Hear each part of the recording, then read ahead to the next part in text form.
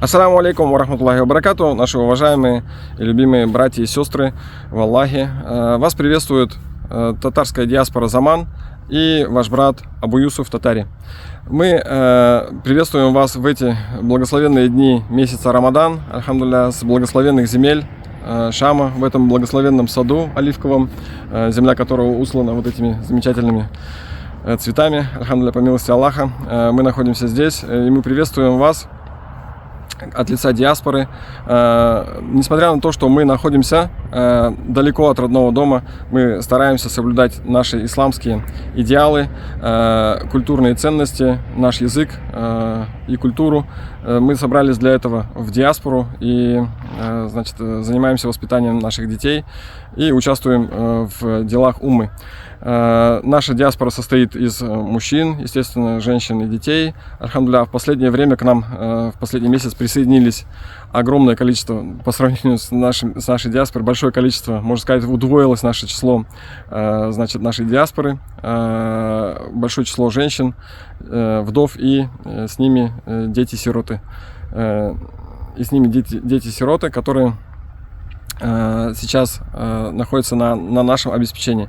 И мы обращаемся к вам в дни этого благословенного месяца, в дни, когда Аллах Субхану Тааля наполняет сердца мусульман милостью друг к другу, прощением, щедростью, а руки тянутся к совершению как можно большего количества благодеяний. Используя этот шанс поучаствовать в делах нашей уммы, мы призываем вас к этому. Как известно, месяц Рамадан — это месяц, когда мусульмане выводят из своего имущества закат. Также в месяц Рамадан те, кто не мог совершать пост по уважительным причинам, выплачивают фидья. Вот. Также в конце Рамадана, как известно, выплачивается фитр садака. По милости Аллаха Субхану Тааля, у нас есть возможность принять эти средства. Вот. Для этого вы должны связаться со мной по контактам личной связи. И любая садака, любая фидия, любая даже небольшая милостыня, которую вы окажете, нам пойдет на поддержку нашей диаспоры в первую очередь, и на поддержку этих обездоленных женщин и детей. Эти средства пойдут на, значит, проведение совместных ифтаров в Рамазан, на то, чтобы обеспечить быт и облегчить сложные условия, в которых сейчас проживают эти семьи, а также на то, чтобы провести праздник, то есть наполнить праздник радостью, также подарить детям незабываемые подарки. У вас есть шанс, поучаствовав в этом празднике для нас, стать для этих детей-сирот как родителями, чтобы они помнили о том, что они не забыты, что о них заботятся.